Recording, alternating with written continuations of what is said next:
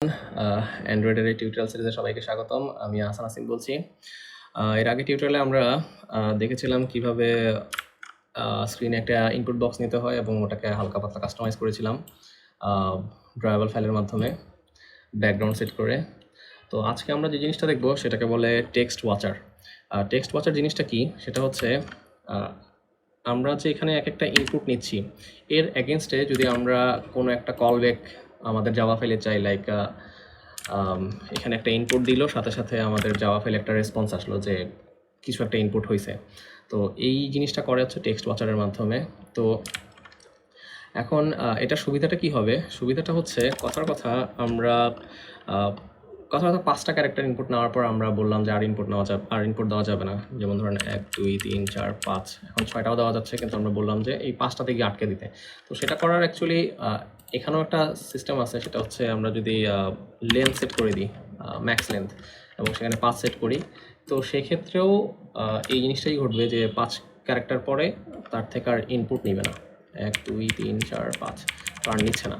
তো আমরা চাইলে এমন কিছু একটা করতে পারি যে টেক্সট ওয়াচারের মাধ্যমে আমরা দেখলাম যে কয়েক ক্যারেক্টার ইনপুট নিছে, নেওয়ার পরে আমরা যেটা করতে পারি কি, এখানে আটকে দিলাম ভালো কথা, একটা হয়তো টোস্ট মেসেজ দিতে পারি যে আপনার লিমিট ক্রস হয়ে গেছে আর ইনপুট নেওয়া যাবে না, এরকম একটা টোস্ট হয়তো আমরা দিতে পারি। তো চলুন এটা কীভাবে নিব সেটার জন্য আমাদের যেটা করতে হবে, ফার্স্টেই আগের মধ্যে আমাদের একটা আইডি দিতে হবে এডিট টেক্সটের মধ্যে। তো কথা আমি এডিট টেক্সট দিই। আচ্ছা, আর এরপর আমরা যেটা করব, ওই এডিট টেক্সটের একটা রেফারেন্স নেব। তো এডিট টেক্সট, কথা এডিট টেক্সটের নাম দিলাম find view by ID r.id.edit text.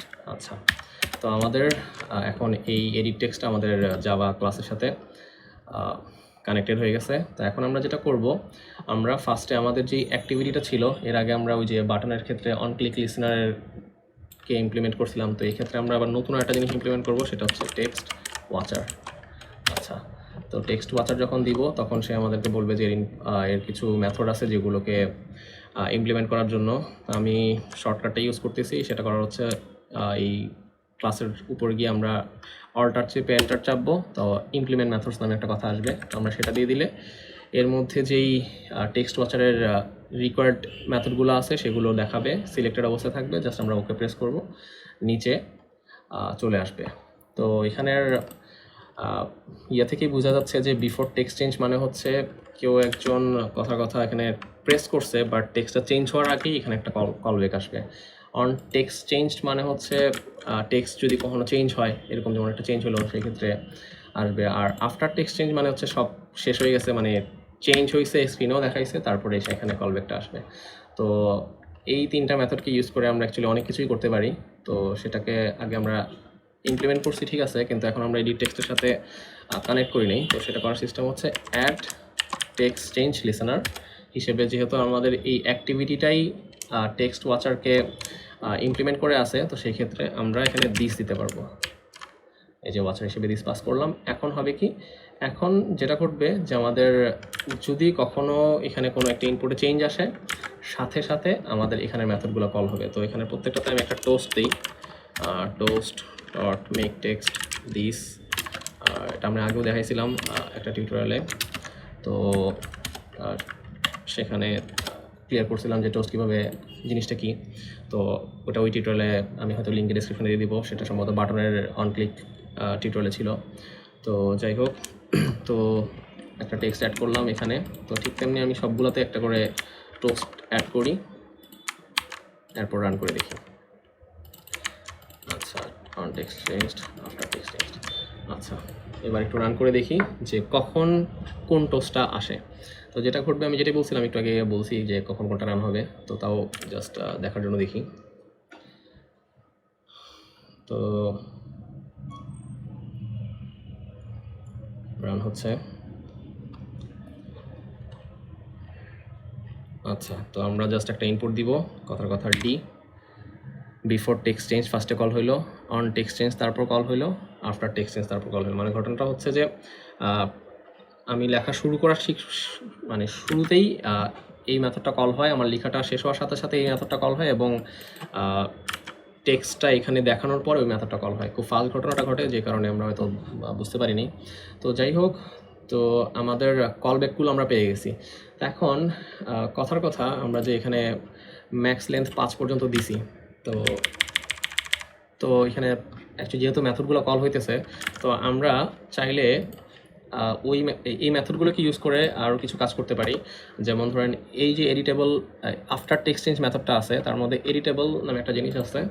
তো সেটার মধ্যে অ্যাকচুয়ালি টেক্সটটা আছে, সেটাকে যদি আমরা টু স্ট্রিংয়ে কনভার্ট করি, তাহলে আমরা যেই ইনপুট টেক্সটটা আছে সেটা পেয়ে যাব।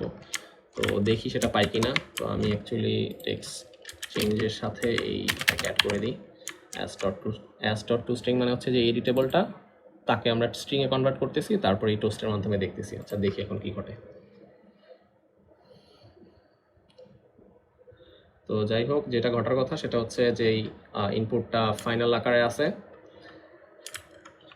সেটাকেই টোস্ট আকারে দেখাবে। তো রান করতেছি। হ্যাঁ, ইনস্টল হচ্ছে।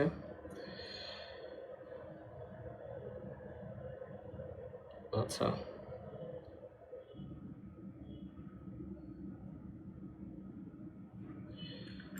কথার কথা, আমি প্রথমে একটা ডি ইনপুট দিলাম।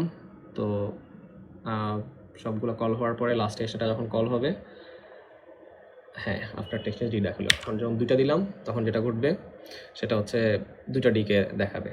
তো সেখান থেকে অ্যাকচুয়ালি আমরা একটা কাউন্ট করতে পারি।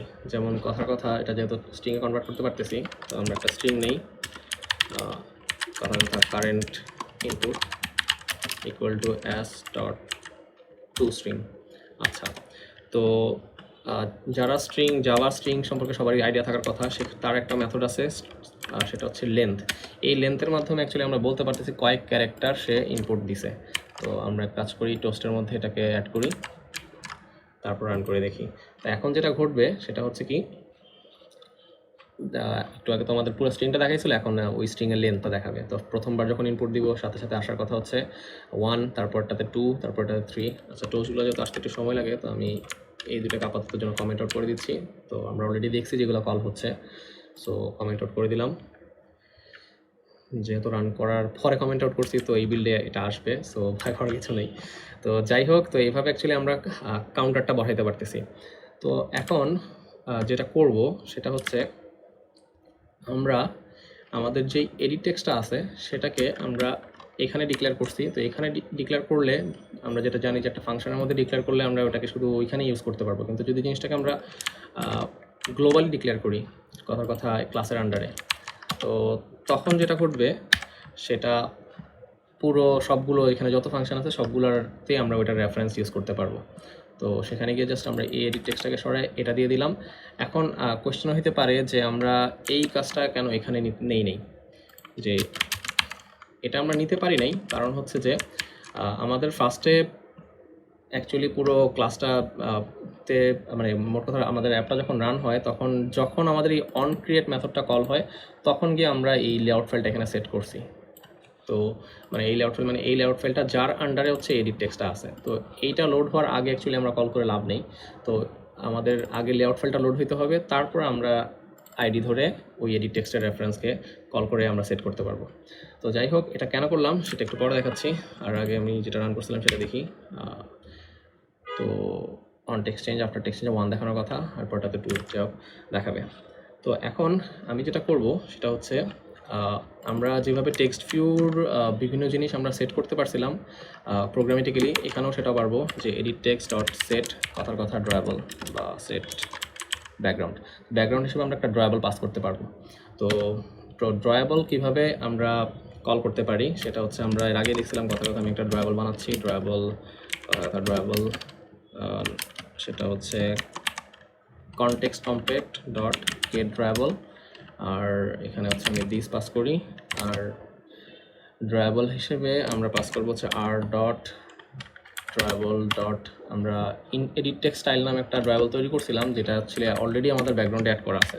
তো আমি যেটা করি কি, আমি এটাই হচ্ছে সেই জিনিসটা, তো সেটাকে আমি কপি করে পেস্ট করে দিই। তো আমার একটা আচ্ছা, যেটা করি কি, আমরা আরেকটা ড্রয়াবল বানাই, নাম দিলাম হচ্ছে এডিট টেক্সট আন্ডারস্কোর এরর। তো সেটার মধ্যে আমরা জাস্ট আগের পুরো কোডটাকে এনেই কপি করে পেস্ট করলাম এবং কালার হিসেবে আমরা রেড টাইপের একটা কালার দিলাম। তো যেটা ঘটবে বর্ডারটা রেড হয়ে গেছে। তো আমরা জাস্ট করব কি, আমাদের যখনই ইনপুট সাইজ 5-এর বেশি চলে যাবে তখনই আমরা যেটা করব কি রেড কালারের কিছু একটা দেখাবো, বা 4-এর বেশি চলে যাবে। তো কথার কথা এখন জাস্ট ব্রাউজারটাকে সেট করি আর এখানে এডিট টেক্সট অ্যারোটাকে আনি। তো এখন যেটা হবে সেটা হচ্ছে রান করি। এখন অ্যাকচুয়ালি যেহেতু কোনো লজিক আমরা এখনও বসাই নাই, ইনপুট দেওয়ার সাথে সাথেই আমাদের ব্যাকগ্রাউন্ডটা চেঞ্জ হয়ে এই ড্রাইভারটা সেট হয়ে যাবে। তো লজিকটা আমরা বসাচ্ছি, তার আগে দেখি যে অ্যাকচুয়ালি কাজ করতেছে কি করতেছে না। তো কাজ করার কথা, রান হইল, দিলাম একটা চাপি, হ্যাঁ সাথে সাথে আমাদেরটা চেঞ্জ হয়ে গেছে।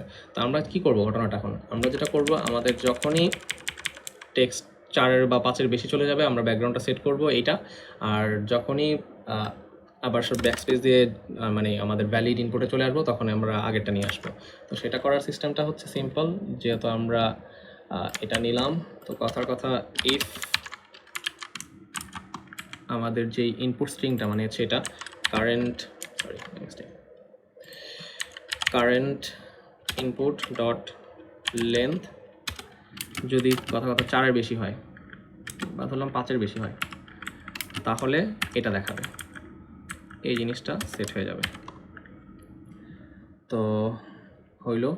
আর এলস মানে হচ্ছে যখন ভ্যালিড, মানে হচ্ছে আমাদের 5-টা ক্যারেক্টারের বেশি ইনপুট চলে গেলে লাল করে দেখাবে, আর আমরা চাচ্ছি যে 5-এর সমান বা নিচে, মানে মোট কথা ভ্যালিড টেক্সট যদি হয় তো সেই ক্ষেত্রে আমরা আমাদের আগের ড্রাইভারটাকে দেখাবো।